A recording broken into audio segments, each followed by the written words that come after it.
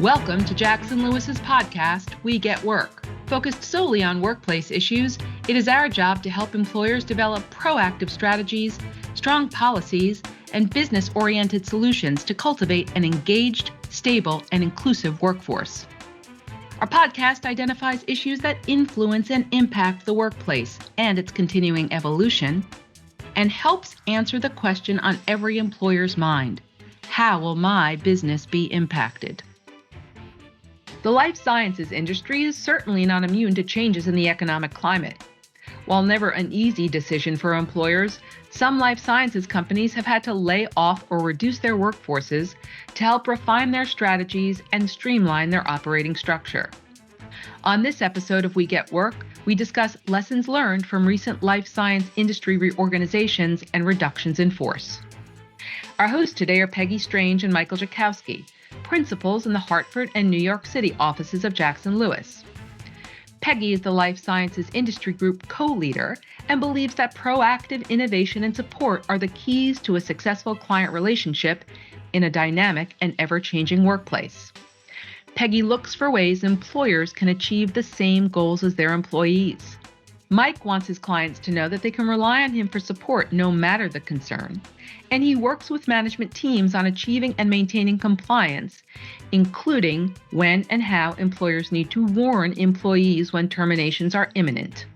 Peggy and Mike, the question on everyone's mind today is, what should life sciences employers consider when adjusting staffing levels? And how does this impact my business? So hello there, I'm Peggy Strange, and I am here with my friend and colleague, Mike Jakowski, who knows more about reductions in force than anyone I know. So, Mike, today we're going to talk about making these critical decisions about workforce restructurings. And we know life science clients do not want to do reductions in force. No one does. But I wanted to ask you about some tips and trends to help. So you practice in the area of reductions in force. So tell me, a client calls and says, hey, Mike, we have to cut costs immediately on a Friday before a 3-day weekend. We had a product that was not approved. Our sales are down. What do you say? Do you offer them options? What do you do? I mean, there's no other way I would like to get a call than a reduction in force on a Friday afternoon. And unfortunately, it happens all too often. And the first thing we explore is whether or not either of us have created a time machine. And if not, then we start kicking around some other options. I like to get a sense of why. Is it a decline in sales? Or is it, often happens, we're waiting on FDA approval, or we didn't get FDA approval. Where we're talking about a decline in sales, I'll talk to them about, listen, are hiring freezes an option? Are changes to compensation structure? In the life science world, oftentimes it's heavy on incentive compensation, bonuses, commissions, and are there any opportunities to cut costs in those spaces or reduce increases before kind of moving on to the next step? If we're talking about, we're waiting on FDA approval, we didn't get it, but we're appealing, you could talk about some things such as furloughs or staggered work weeks, where you're placing folks out of work unpaid for periods of time with the understanding that at some point in the near future, you may bring them back. When all else fails, we'll start talking about some reduction in force options. I do throw out a voluntary component, a voluntary reduction in force or retirement plan. Those have some pluses and minuses and are probably a whole different discussion. And then if none of those are palatable or workable, then we'll move into, the concepts of reductions in force or restructuring. So, Mike, that's very helpful. You mentioned options I hadn't even thought of, cutting the bonuses or the commissions, and maybe we'll have our next discussion on another podcast about alternatives. But we've gotten here, the reduction in force is necessary. What are some of the common mistakes employers make early on in the process? I think not understanding where they want to go, right? And so oftentimes where I'll start with is helping them better understand the path and the roadmap, because all too often I see decisions having been made without understanding what they're going to need at the back end of the process. So, and thinking through all the different legal landmines that they have to navigate, whether it's the Workers Adjustment and Retraining Notification Act or the Older Workers Benefit Protection Act or any other unique state nuance. I think understanding how those things will impact the process will help you make a smoother plan. Because if you don't take those things into account and it's just here are our decisions, once you have something in writing, you're kind of stuck with it. There's no ability to change it. You may be creating a paper trail or a fact pattern that may not be helpful. And so I think what I'll often try to do is get the decision makers to understand what we'll need at the end to help guide them in the beginning. And unfortunately, Mike, you're saying senior leaders might make mistakes early on that we can't undo. So how can we make sure that that doesn't happen? Because we have all seen that happen, and it's a very difficult conversation situation to be in. Cut off their emails. No, I'm kidding.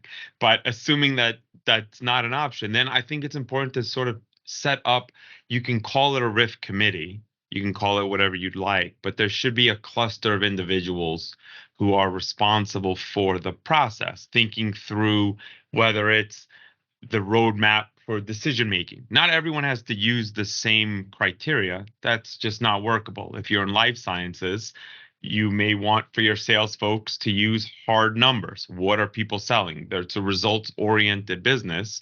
If you're in the marketing department, it may be harder to gain those, sales numbers or those true numbers, or if you're looking at some other internal corporate areas. So not everyone has to use the same criteria, but folks should understand what the guardrails are, what the parameters are. There should be a team of individuals who are responsible for the communications, both internal and external. I can't tell you how many times now there are massive leaks across the internet where internal documents don't match external communications, or the internal documents aren't worded the best. The social media landscape has changed reduction in force. I mean, there are websites dedicated to people talking about their layoff experiences. We'll see hashtag things on TikTok. So I think having individuals who are going to guide us consistently through that process. I think the biggest challenge, in addition to not understanding what the legal landscape is understanding how important consistency is and how important words that are being used are.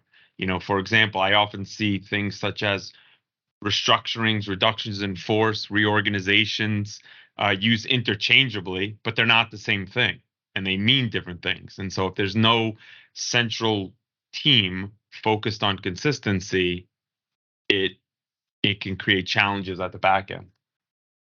And what are the risks of using inconsistent terms?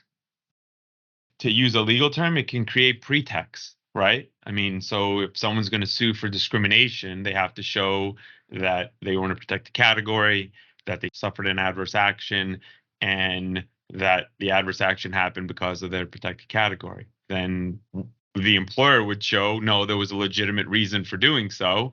And then the employee would use other information to show pretext. So for example, in a reduction in force situation, I see the term position elimination thrown around a lot.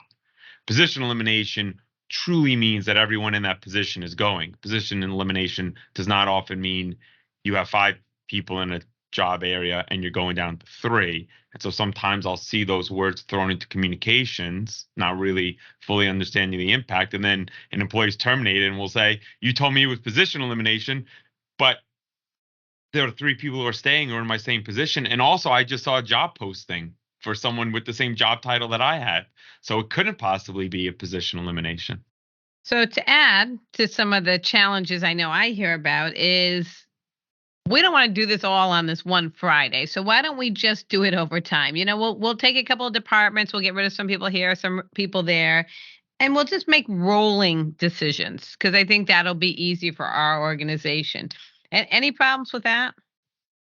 I mean, there's 2 different issues. There's going to be the legal one and the employee relations one. I guess the employee relations one I'll start with is, death by a thousand cuts is sort of more difficult, and it can create employee relations issues, not just for those who are departing, but also for those who are staying and are living in a world of uncertainty as to whether or not they're going to be impacted next. And so you have to think through the culture of your workforce. There are some clients I have that like to keep everyone on edge, and they do this, and it's a deliberate decision.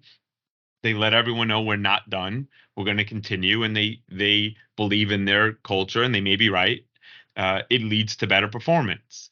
There are some clients where in their culture it does not work, and it's going to lead to uncertainty, and the better performers aren't going to rise. They're going to depart. And so I think you have to think through how that works within your organization, because it's going to be different for everyone. From a legal landscape, it does pose challenges, right? There are some laws like the Worker Adjustment Retraining Notification Act, which requires advance notification if certain benchmarks and numbers are reached.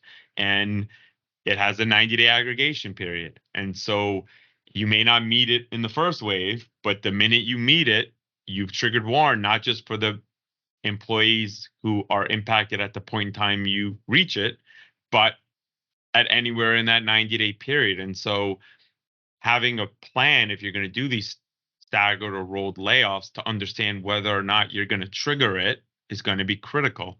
Also, from a disclosure standpoint, by disclosures, I mean for individuals who are aged 40 or over, you're going to have some challenges. For individuals who are aged 40 or over, they have to get the job titles and ages of everyone who's selected for the program. That's not just limited to folks who are terminated on the same day as me. It is everyone who is currently selected for termination. So if you're planning to roll out a phased layoff, you will have to think through logistically, how are we going to do disclosures? Because the worst thing from an employee relations standpoint is if I get a disclosure on it with someone else who's not going to be told for a month, and they find out because I tell them, that is an employee relations nightmare. So there's nothing wrong with doing rolling separations, but there are a number of items that have to be thought through before it can be done effectively. So you're on your Friday afternoon call before your holiday weekend, and the leader says to you, or the general counsel, who should we select? We don't know. We've never done a layoff before. What are some tips for selecting people? Should we just do like every other office, or is there some other way to do it? I think you want to always start with, what's your business case? What are we doing? Are we looking for a cost reduction? So it's a true reduction in force, meaning we have to cut X dollars or X percentage from our budget, or is the current system not working? Do we need to restructure or reorganize and really reposition everybody? I think understanding what you need will then help the next steps. And then, so if we're just talking about a straightforward cost reduction, where do we need to reduce costs? Are we over headcount in certain areas? Are we not getting production in other areas? Are we understaffed in other areas? And then once you've identified both the business case and the targeted areas, I think you can move into the selection criteria, because I don't think a uniform selection criteria is practical, is my experience. It's just, saying we're going to use seniority across the board is great. As defense counsel, we love that stuff. But from a business standpoint, that may not be the case. It may be skill set is, a better criteria. Experience is a better criteria. Maybe in your IT groups, credentialing is a better criteria. In your sales groups, we're going to move based on hard numbers. So I think my tip is to figure out what your business case is, then figure out where are the targeted areas, and then move into the selection decisions. All too often I see, we have the list, Mike, we're done. And then we start talking about, okay, how did you choose these people? And the response is, I don't know, I just don't like them. Well, that's unfortunately going to be a really challenging answer for a variety of reasons, including some legal ones. So that's interesting, having different selection criteria for different groups. Does that change what your release looks like at all for your people over 40? It may, because you have to, again, to secure a release for individuals who are age 40 or over, another piece of information they have to get are the selection criteria. So I think understanding the methodology by which individuals were selected helps shape the program, the decisional unit information, which is those that the person who selected was compared to who were not selected, as well as the selection criteria. So really understanding who made the decisions and how the decisions were made will make everything more easier at the back end, including, some risk mitigation elements, such as a disparate impact analysis, which is looking at selection rates of people identified for termination versus people not identified for termination. And understanding how the decisions were made makes your life easier when you're talking about, Mike, we have 3 days to effectuate this. The more organized you are, the more likely it is that we could pull this off in a very tight time frame. Speaking of time frames, you're now done. You get your releases done. You made your selection criteria, and the general counsel says to you, I just need these releases back like in 3 days. Can we just make a non-negotiable deadline to get these releases back so I know who's signed and I can just move on? The answer is going to be who's impacted, what are their ages, and where are they? Because there are some states that do require minimum consideration or revocation period. And certainly for individuals who are aged 40 or over, if you want to secure an age waiver, you have to give them 45 days to consider and 7 days to revoke. If you shorten that period of time, then you might as well not seek the age waiver. And I do have some clients, not many, but we do have some clients that say time is of the essence. I'm not going to give them 45 days to consider. I'm not going to give them 7 days to revoke once they've accepted. I understand the risks that are posed with not securing an age waiver, but timing is more critical. Again, to me, to risk balance whether or not that is a feasible step or an advisable step, you have to know what the risks are. How many folks who are age 40 or over were selected versus how many who are under the age of 40 were not selected. If it's a very high percentage of age 40 or over, you have a higher risk palette, and you may want to secure those waivers, and that may offset the need to get these releases signed in 3 to 5 days. So wrapping up, any unique life science issues that you see with clients? I think the biggest challenge is, what do we do in the world of uncertainty where we're pending approval from an FDA, or we get declined for FDA approval, and we have oftentimes in life sciences, what I see are teams dedicated to particular products. And so if that product isn't out on the market, then there's no reason to have those teams. And so figuring out, is it a short-term issue or a long-term issue, helps figure out whether or not alternatives to reductions in force are, feasible. The other two big ones are incentive compensation, right? That, like, whether or not you have to pay, how you have to pay it, can you change it? Is it forfeit if there's a termination? It's all going to vary depending on both the plan and the state that the employee works in. And because it's an industry where a lot of the individuals are compensated on an incentive compensation, and often fairly sizable incentive compensation, figuring that out is going to be critical. And then the remote employee conundrum that faces everyone. And that's going to come up in a variety of different ways, both from a WARN perspective, figuring out where they count, where they don't count, and then figuring out what state laws apply to final pay, to release agreements, to WARN. That's a challenge. And particularly with life science, where you could have a sales rep that lives in one state, but their market is in a different state, and they report into someone in a third state. And so I think figuring out those issues, ideally early on in the process, in the planning stage, will be helpful for both risk evaluation and then also ensuring a smooth, end to whatever your reduction in force or restructuring or reorganization initiative is. Well, Michael, it is a pleasure to spend time with you as always. If the topic's a little bit tough. So thank you very much. Of course, happy to help. Thank you for joining us on We Get Work. Please tune in to our next program, where we will continue to tell you not only what's legal, but what is effective. We Get Work is available to stream and subscribe on Apple Podcasts, Google Podcasts, Libsyn, Pandora, SoundCloud, Spotify, Stitcher, and YouTube.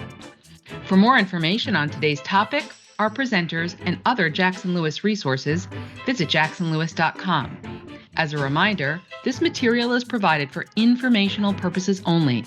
It is not intended to constitute legal advice, nor does it create a client-lawyer relationship between Jackson Lewis and any recipient.